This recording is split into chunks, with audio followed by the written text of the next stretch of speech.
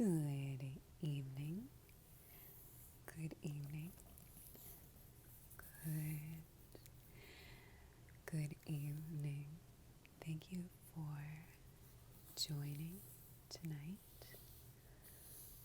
or whichever time of day you are joining at. I appreciate your presence and your space. Thank you. Today we are going to do some more gratitude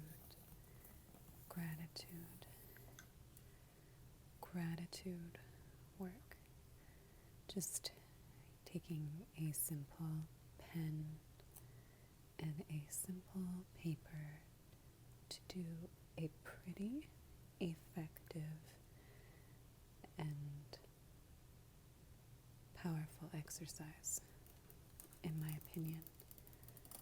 I like that we're calling it an exercise or work because it can take some effort to find new things or anything, depending on how your day is going, that you can be grateful for. And my hunch is that this will get easier with time, and that even if it's hard in the beginning or can seem uncomfortable or not exactly our lane, I think it can be something that builds off of itself in the long term.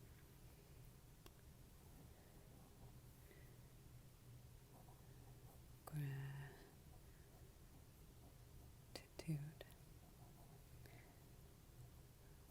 Cool. Okay, so lately I haven't exactly been following a theme. I kind of pick the first things that come to mind, and I might try a theme one day, but sometimes I think it's fun to freely choose things to be grateful for. So something that I suggest for you is you could look at a list of what people have chosen to be grateful for. There's some common things like the bodily senses, so that by that I mean sight, taste, hearing, touch, smell, sight, taste, touch, hearing, smell. Oops, I don't know if I said all 5 there. We have other senses too, like balance, perhaps understanding or the intuition that there's a presence in the room. I think temperature regulation could be a sense. Pain could be a sense. So these things that we might associate as being inconvenient or uncomfortable have been planted there, I suppose, in our biology for hopefully helpful reasons. And sometimes they don't always work the way we hope they do, but when they are working well, they can do some wonderful things. So for example, if you suffer from a lot of pain, that can be very difficult, very difficult. However, a life without pain entirely can also be very difficult, very difficult. And by that, the body is not able to determine when something is happening that is hurtful to it. And so it doesn't know.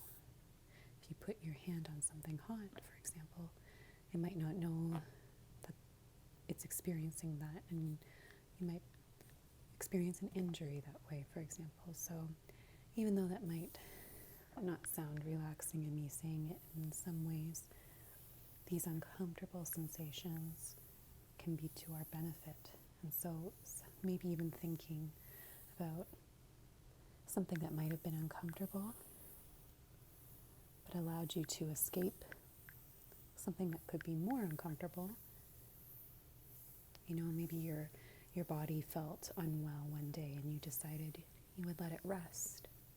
Taking that day off might seem like a big bummer. Nobody likes to feel sick. But in feeling unwell, and feeling that discomfort, it's your body saying, I need to recover. And so it gives you the time to come and spring back. And in some ways, that time to rest allows you to slow down, maybe gives you an excuse to catch up on your favorite series or books, or just to sleep if your body needs it. So, as opposed to looking at that day off to recover as a complete waste. And I'm not saying that we'll never experience those negative emotions. Of course, we're allowed to do that.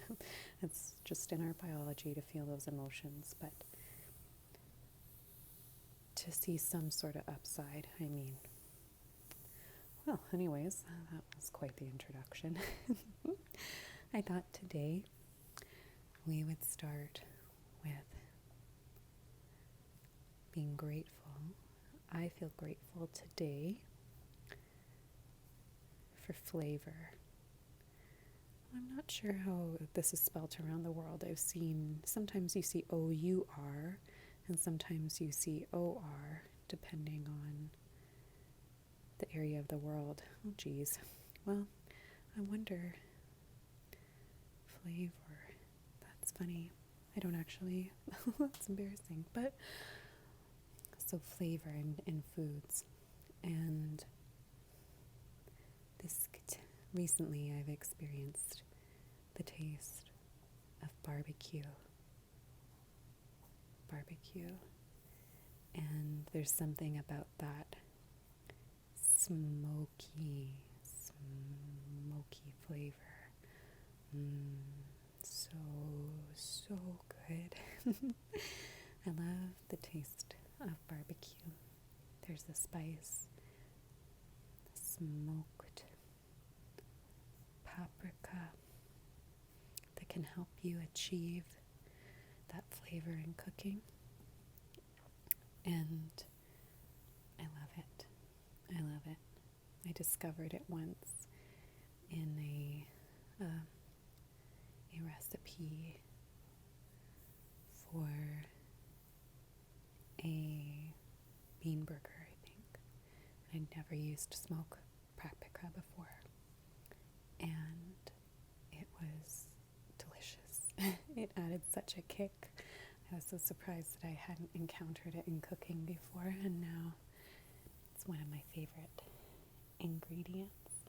But just in general, think about all the wonderful flavors there are that we can explore. They say, I guess, we have sweet, sour, bitter, heat, we have spicy, we have acid, I think there's umami, which is a savory kind of flavor. That's spices, what I mean is hot, heat, that burny sensation that you might encounter. Acid being like vinegar. Like on a salad, you might want to use oil. Oh yes, so fat. Sweet. Heat or spice.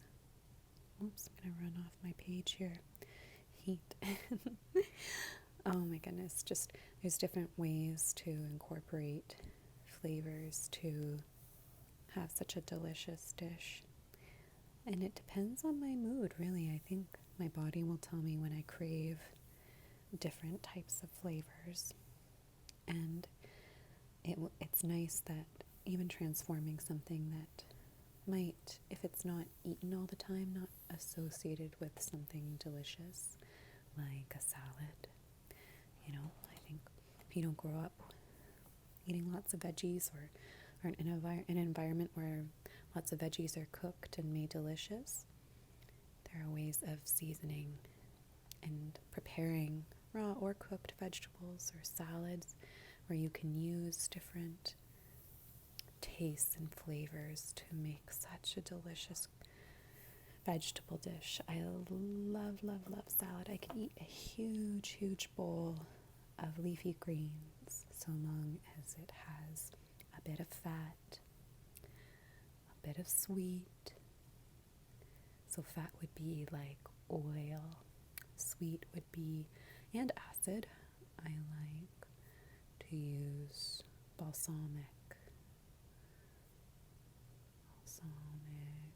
vinegar on my salad, and then I'll use salt and pepper, black pepper. I really want to try white pepper. Oh my gosh, what is happening to my writing? My white pepper, I've heard, has a nice kick to it. And then I might put on some herbs like thyme.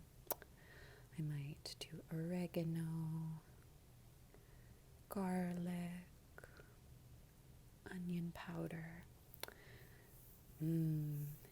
Variety of different herbs and spices could be used on my salad, and oh boy, I could eat that all day. I could eat a lot of things, but surprisingly, sometimes a really good cooked veggie really does it for me. So I'm just really grateful for flavor today. This can be such a rich and wonderful component to the day, and sometimes just taking your time, even if it's a fruit or if it's whatever protein source you eat, just taking a bite and really, really savoring it.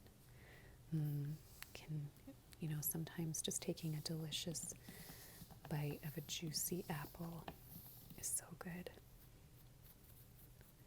So, all right, moving on from flavor a little bit, I think maybe I'll make a general statement about feeling gratitude towards the role that food and eating plays in our lives, and what a gift sharing food can be when,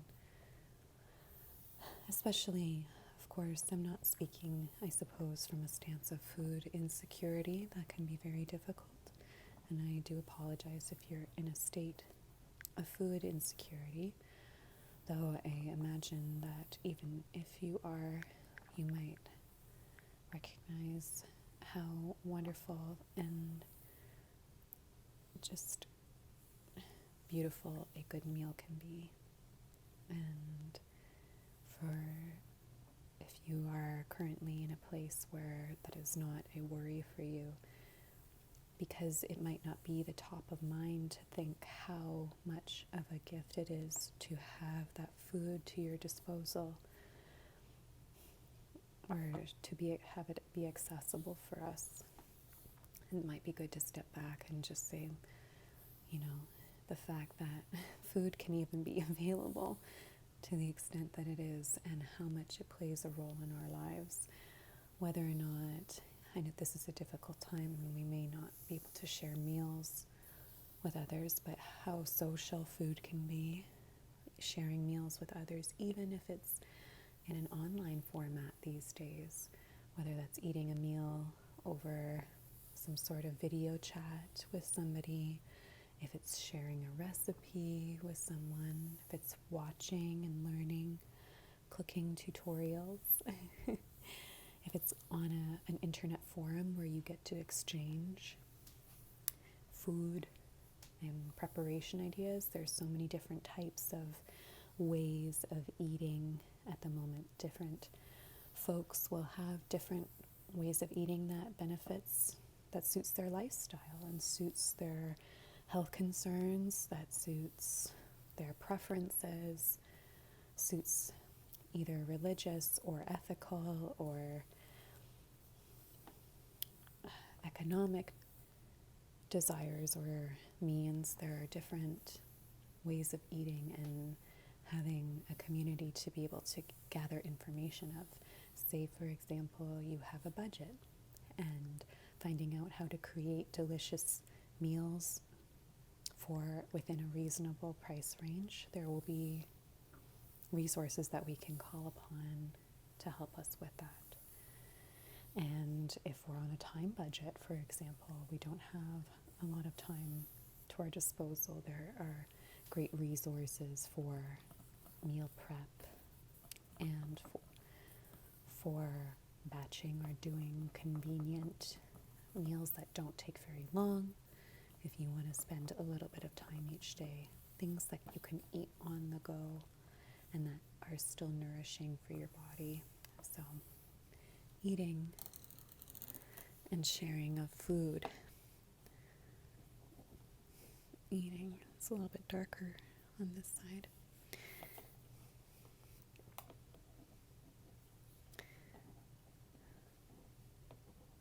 Food sharing. You know, if I'm going to keep making you have to look at my printing, I should probably practice a bit more. Food sharing, recipe sharing. So even if you're someone who likes to be in their own company, they're just enjoying a meal on its own for yourself, there can be such an explosion of flavor and pleasure that you can get from eating and taking a moment to savor your meal. Think about it nourishing your body and giving it the nutrients it needs to perform and to do some of the incredible things that we do. You know, we can't really do that without being hydrated and fed. So, you know, if you ever look into all of the mechanisms that are involved in even digestion, it's very complicated, you know. We begin digesting our food in our mouths, or most of us for the most part, begin digesting food in the mouth. And then there's digestion all along the way in our bodies. I'm not going to draw that today. But even just seeing, if you look into, this is an intestine, but even if you look at all the cells in the intestines, and you know, there's a lot more before you get to the intestines, but a lot of players, it's a team sport, digestion, you know, the liver and the pancreas and the gallbladder and the intestines, they're involved. And it is almost a symphony and orchestra to be able to process food and to get it to the rest of our body and our cells to do some very cool things, like people that run marathons and people who, any job we have to do, really, you know, we can do some incredible things. Being a parent, I imagine, is a sport in itself.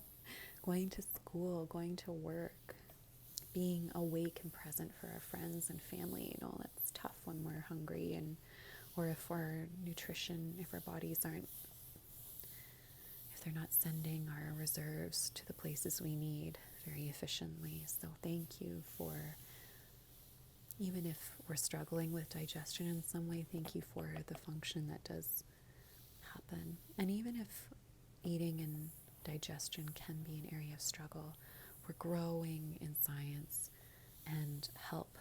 Whereas before, I don't know if our concerns might be as recognized.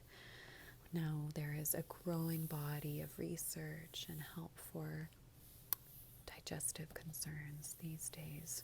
So even though we're still, I think in some ways, in our infancy, I imagine research has been going on for a very long time, but I think we're just breaking past some big barriers, and I think it'll just only get more and more advanced as time comes. And sorry, infancy, I don't mean that to be an insult. I just mean I think that it's so complicated that I think there's a massive window of opportunity and research in that area. And can only benefit our quality of life in the future. So that's pretty cool. I think I've gone on quite a bit just about food today. I suppose we could talk about a bit of a tangent, just something quick on another avenue, something I think I mentioned in another video, but moving on to a different aspect. So not just thinking about a bodily function, but something outside of our bodies.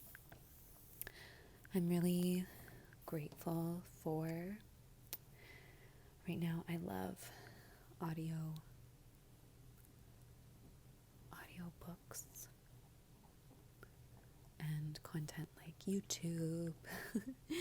I've learned so much from YouTube, and especially now that we're in quarantine, when I say quarantine, I'm using that incorrectly. What I mean is that because we're facing a pandemic at the moment and we're behaving more conservatively within terms of physical distancing and everything that's involved, and maybe spending a bit more time at home, having resources like books and YouTube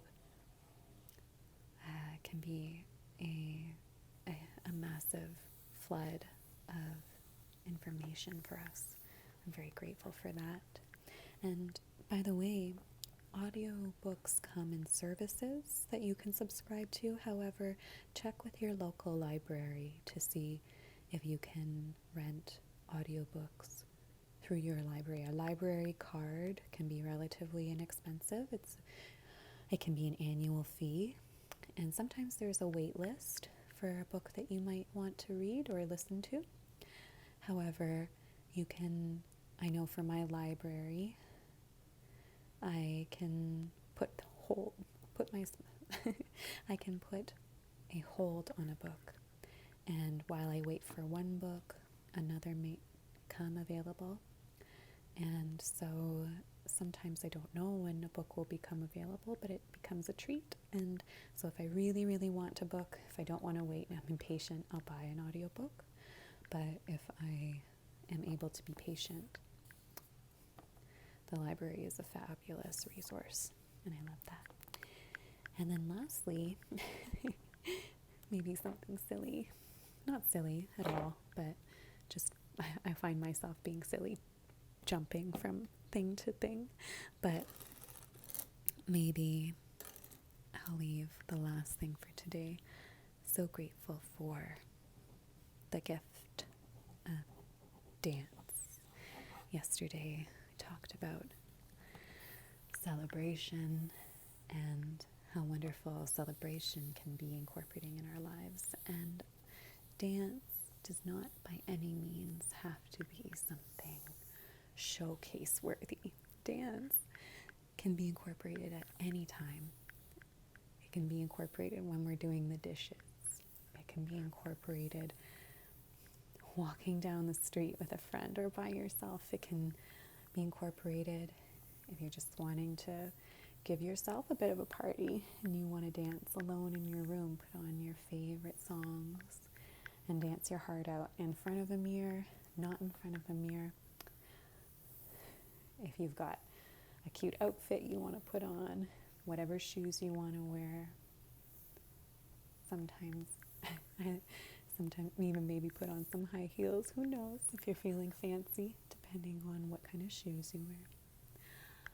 But there's so many ways to incorporate dance, and dance, like eating in a way, can be something that you experience on your own and the sheer joy of it, something we can observe other people doing. So I, for example, get a lot of enjoyment out of watching other people dance and the diversity and the different wonderful, beautiful art forms of dance all across the world. I really should talk about dance in depth one video. In these introduction videos, I suppose. I'm growing in my own comfort. This is a learning process, and so I would love to do more focused areas, so that might come in the future. We'll see. But there's just such a an amazing variety of dance all throughout the world.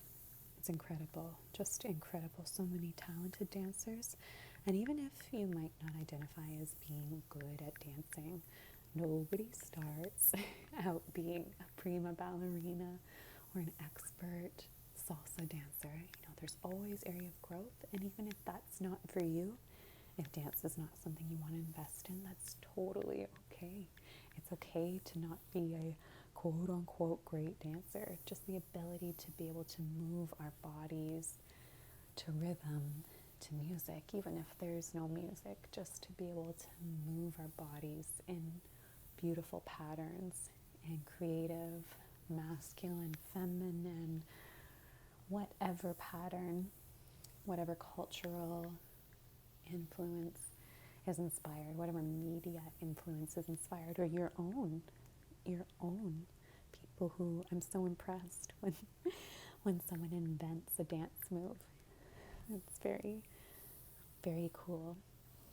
And dancing is something that can be shared easily. I guess there's a reason why dances often happen at weddings or at parties. I guess it can be incorporated as part of a celebration. I really like the part in Titanic when Rose goes down to the lower level. It's horrible to say it that way. I mean the basement level, I suppose. And the community of people, they are playing, I think it's Celtic music, Irish music, and they're all just having a grand old party and dancing and being foolish and boisterous and, just releasing, I guess. I think parties and celebrations can be a release in some way of all the tension and all the hard work for the week. So dance in a way can be a release, a way of expressing things that our words might not be able to form, or